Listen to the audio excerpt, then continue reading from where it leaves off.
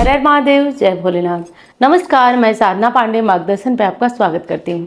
चलिए दोस्तों, आज की वीडियो में हम जानेंगे शनिवार व्रत। शनिदेव को प्रसन्न करने का परम प्रिय व्रत है। कुछ लोगों को अब झटका लगेगा कि शनिवार व्रत कैसा और क्यों। तो आपको बता दूं कि जितने भी व्रत रहते हैं उतने व्रतों में ये तो नहीं कहूँगी कि सर्वश्रेष्ठ व्रत है, लेकिन अत्यधिक फलदायी ये व्रत है।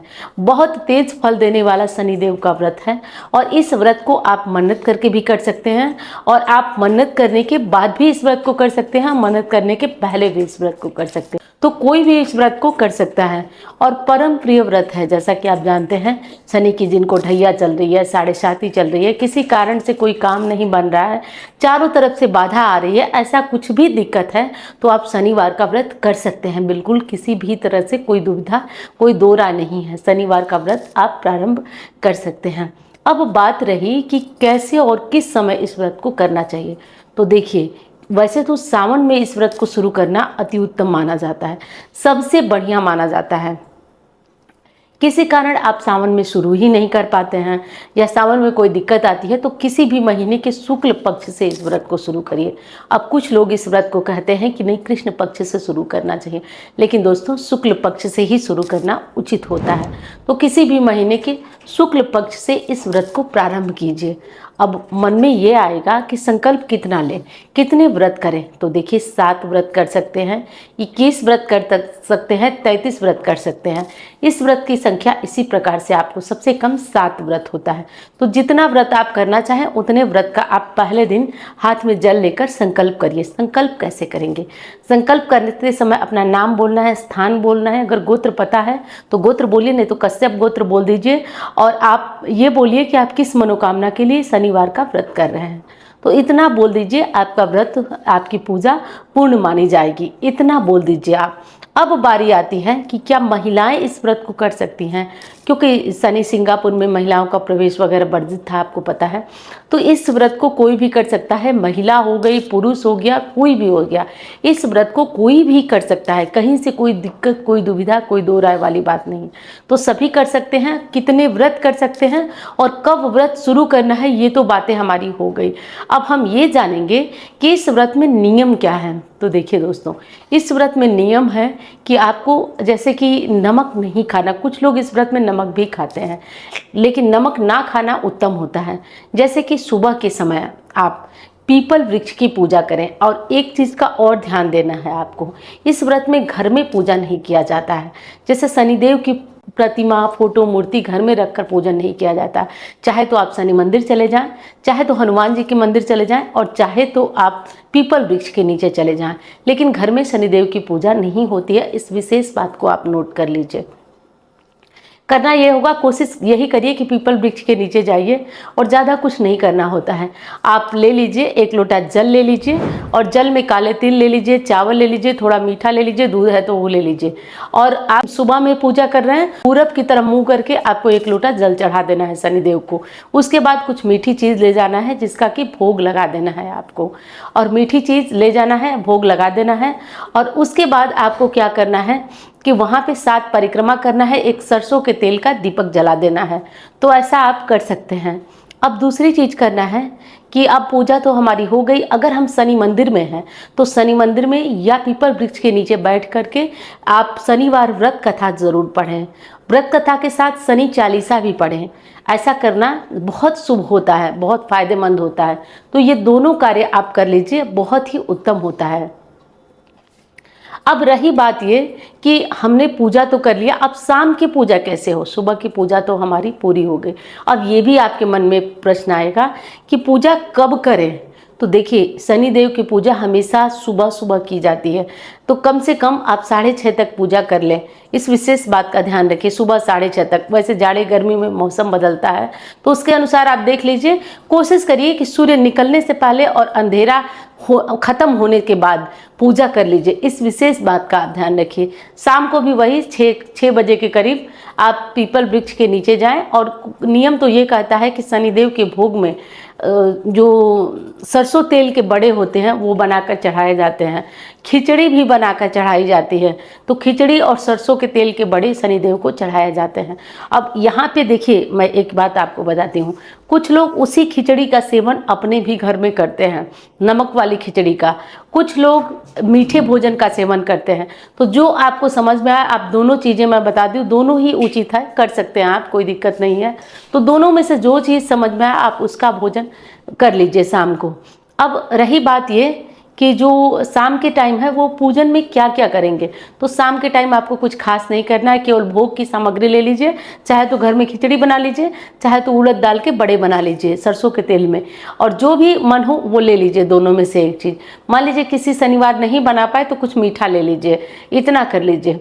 और लेकर के पीपल वृक्ष के पास जाइए और वहाँ पे भोग चढ़ा दीजिए, एक सरसों के तेल का दिया जला दीजिए।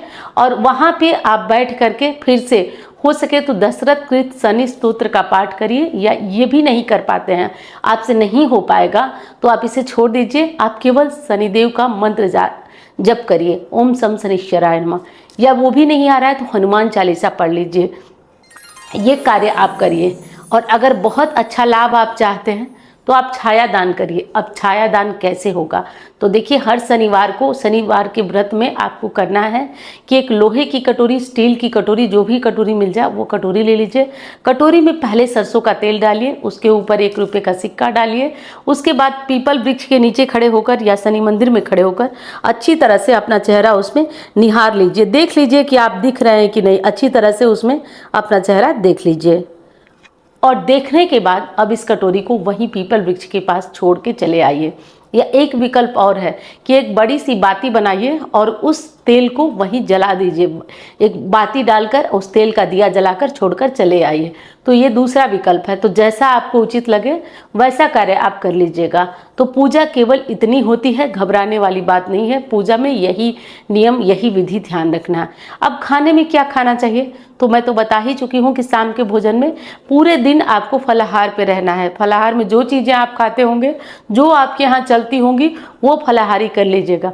शाम के भोजन में चाहे तो नमक वाली खिचड़ी, जो सेंधा नमक डालकर आप बनाएंगे, शनिदेव को चढ़ाएंगे। चढ़ाने के बाद पीपल वृक्ष के नीचे जो शनिदेव को चढ़ा हुआ भोग है वहीं छोड़ दीजिएगा, जो घर पे बचा हुआ है उसमें से आप खा लीजिएगा। तो इस तरीके से भोग कोई भी बनाए, आपको साफ सुथरे तरीके से ही बनाना है। तो अपना किचन, रसोई बढ़िया से साफ करके और तभी भोग बनाइएगा। इस विशेष नियम का आप ध्यान रखिए। तो पूजा कैसे करना है ये हमारा स्पष्ट हो गया, और भोग क्या लगाना है, क्या खाना है, ये भी स्पष्ट हो गया। उद्यापन कैसे करेंगे ये जान लेते हैं। देखिए दोस्तों, शनिवार के व्रत में उद्यापन में आपको कुछ विशेष चीज़ों की आवश्यकता होती है। जैसे पहला काम तो छाया दान कर लीजिएगा, जो मैं बताई हूँ वो छाया दान अवश्य कर लीजिएगा शनिवार के उद्यापन में। तो पहला ये काम हो गया। हो सके तो नवग्रह शांति का हवन करा लीजिएगा। ये भी आप आराम से पंडित जी को बुलाकर कर सकते हैं, नहीं कर सकते कोई दिक्कत नहीं, इसको छोड़ दीजिए आप। अब दूसरा काम आप करेंगे कि आप नवग्रह शांति तो नहीं करा पाएंगे, लेकिन आप जूते खरीद सकते हैं, जूते खरीद सकते हैं, काले कंबल खरीद सकते हैं, लोहे की कोई चीज़ खरीद सकते हैं। उस दिन मत खरीदिएगा, एक दिन पहले खरीद कर उद्यापन में इन चीज़ों को हाथों से स्पर्श कर, तेल भी रहेगा साथ में, स्पर्श कर किसी ज़रूरतमंद को दे दीजिएगा। कोशिश करिएगा शनिवार को ही दे दें। तो ये चीज़ कर दी। अगर कोई ज़रूरतमंद मांगने वाला नहीं दिखता है तो आप ब्राह्मण के घर भी ये चीज़ें भिजवा सकते हैं। लेकिन ध्यान दीजिए, हर कोई ब्राह्मण ये दान आपका लेगा नहीं, इसलिए बेहतर होगा कि आप ज़रूरतमंद को दें। ज़रूरतमंद होगा तो वो आपकी ये सारी चीज़ें आराम से ले लेगा। चने की दाल, उड़द दाल की खिचड़ी भी ले लीजिएगा। खिचड़ी बनी हुई नहीं, पकी हुई नहीं, दाल और चावल को मिक्स कर लीजिएगा और ले लीजिएगा। और हर दान के ऊपर कुछ ना कुछ पैसे ज़रूर रखे जाते हैं कि जो भी दान में त्रुटि हो, जो भी चीज़ें, जैसे खिचड़ी में है तो हल्दी, नमक वगैरह, घी, ये सब हम नहीं खरीद पा रहे हैं, तो जो चीज़ें हैं पैसे से वो भरपाई हो जाएंगी। इसलिए पैसे को ऊपर से रखना अनिवार्य होता है। और वीडियो आपको पसंद आ रही है तो लाइक करना मत भूलिएगा। चैनल को सब्सक्राइब नहीं किया आपने तो ज़रूर कर लीजिएगा, क्योंकि उससे मेरा भी हौसला वर्धन होता रहेगा। तो इस विशेष तरीके से करके शनिवार व्रत का उद्यापन करिए। एक बार फिर कर दी, कि न्याय के फल के दाता है शनिदेव और बहुत ही फलदायी ये शनिवार का व्रत है। जिनकी ढैया चल रही है, शनिदेव ने सब कुछ खत्म कर दिया है, वो भी इस व्रत को कर सकते हैं। जिनकी साढ़े साथी चल रही है वो भी इस व्रत को कर सकते हैं। जिनका कोई कार्य पूर्ण नहीं हो रहा है, नौकरी नहीं लग रही है, बच्चा नहीं हो रहा है, शादी नहीं हो रही है, जो भी चीज़ें हैं, तो आप करके देखिए। बहुत ही फलदायी ये व्रत है, बहुत लाभप्रद व्रत है और हर तरह से लाभ देने वाला ये व्रत है। तो आप करके देखिए, बहुत लाभ देता है। अब मैं मिलती हूँ आपसे किसी अन्य वीडियो में। धन्यवाद। हर साल की भांति इस साल भी पोटली अभिमंत्रित होने जा रही है। पोटली रहेगी और एक जो लक्ष्मी वृद्धि लॉकेट हमारा है, जो कि बहुत बहुत बढ़िया काम किया है। मैं देख रही हूँ, जब दिवाली पे गया था तो बहुतों के फ़ोन आते हैं, कमेंट आते हैं, या लोग, एक बड़ा अच्छा माध्यम है, जब मैं बात करती हूँ तो लोग उस पर बताते हैं, तो उसकी लोकप्रियता पूछिए ही मत। पोटली जानते हैं आप, लगभग हमको लग रहा है 3-4 साल हो गया। पोटली की भी लोकप्रियता आप लोगों ने ही बनाई है, और ये सारी जो लोकप्रियता है ना, सब आप लोगों ने ही बनाई है। रिश्ता बंध गया है, जुड़ गया है कि नहीं, दीदी की पोटली से ये आराम हो रहा है, तो एक चीजें हो रही हैं। तो आपको पोटली जो है अब बुकिंग चालू होगी। अब तो काफ़ी कम दिन रह गया है। 10 दिन से इतने फ़ोन आ रहे हैं, इतने फ़ोन आ रहे हैं, जो कॉल नोट करते हैं कि आप बोलिए कब अक्षय तृतीया की पोटली मिलेगी, कब हम लोग को मिलेगी। आप विश्वास नहीं करेंगे, मैं महादेव को यहाँ साक्षी मानकर, तो ये पोटली की आपकी लोकप्रियता है। तो इस बार क्या जाएगी, इस बार जाएगा एक लक्ष्मी वृद्धि लॉकेट जाएगा, जो दिवाली में गया था। जो लोग दिवाली में लिए होंगे वो नहीं लेंगे। 1 साल तक ये बिल्कुल काम करेगा। वही बात है जो मैंने कहा कि लक्ष्मी जी को बार बार साधना, आप उसके बाद भी पहनेंगे तो ये बेकार नहीं होगा, लेकिन बार बार रिचार्ज करना पड़ता है इन चीजों को। उसके बाद आप लक्ष्मी वृद्धि लॉकेट रहेगा और एक ओरिजिनल स्फटिक की माला आप लोगों के लिए मंगवा रही हूँ। स्फटिक ऐसी चीज है ना जिसपे माँ लक्ष्मी आकर्षित होती हैं, तो ओरिजिनल स्फटिक की माला मंगवा रही हूँ, जिसपे कि आप मंत्र जप सकते हैं। मंत्रों की शक्ति दुगनी हो जाएगी। और आप विश्वास करिए, अगर अच्छे से आप स्फटिक की माला से जब प्रारंभ कर दिए तो गरीबी को दूर होना ही होना है। ये चीज है हमारी पोटली, और एक लक्ष्मी वृद्धि लॉकेट, और एक जो है स्फटिक की माला। ये तीनों चीजें आपके लिए अभिमंत्रित करवाने जा रही हूँ। और जो स्फटिक की माला है उस पर तो माँ लक्ष्मी की विशेष कृपा होती है, तो है मैं मंगवा रही हूँ बिल्कुल ओरिजिनल। तो आप ये तो छोड़ दीजिए कि जो चीज मेरे यहाँ से जा रही है वो ओरिजिनल है या नहीं है। तो अब आपको क्या करना है कि कोई भी चीज ऐसे नहीं होती है जब बड़ी तरीके से, तो इन सब चीज़ों पे कुछ लागत मूल्य भी रखा गया है। और आपको क्या करना है, ऑफिस नंबर पे, जो नीचे नंबर है, उस नंबर पे कॉल करिए, और कॉल करके अपना नाम, अपना एड्रेस, सब वो लोग जैसे बताएं वैसे एड्रेस और नाम भेज दीजिए। और हाँ, धैर्य रखिएगा, 1 महीने के अंदर अंदर वो पोटली, वो लॉकेट, जो भी चीज़ें होंगी वो आप तक पहुँचेंगी। और दूसरी चीज़ क्या है कि मन में तो ये आएगा कि दीदी ये कर रही है तो इससे क्या फायदा होगा। मैं कहती हूँ चमत्कार है, आप करके देखिए। ये इतने लोगों के सामने मैं बोलती हूँ ना, वो कॉन्फिडेंस आप लोगों के द्वारा ही दिया गया है।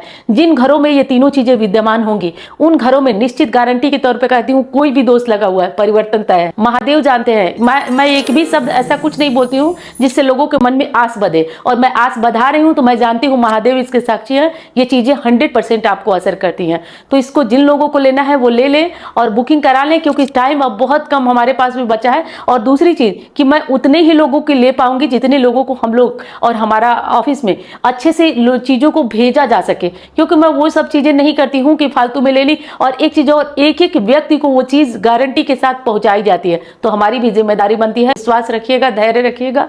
और दूसरी चीज कि जब ये पोटली पहुंचती है आपके यहाँ, तो एक समस्या 2 बार से सुनने में आ रही है, आपको 5 रुपए 10 रुपए मांगेंगे, और जब आप उनको भेजेंगे ना तो वो पता चला कि आपका बैंक खाता खाली हो जाएगा। तो इन सब चीज़ों से बचे रहिए। बिल्कुल आराम से आपकी पोटली कोरियर द्वारा या भारतीय डाक द्वारा, जैसे हो, आप तक पहुँचाने की जिम्मेदारी हमारी है। तो मैं उम्मीद करती हूँ कि ये वीडियो आपको पसंद आई होगी, और मैं मिलती हूँ अब अन्य वीडियो में। धन्यवाद।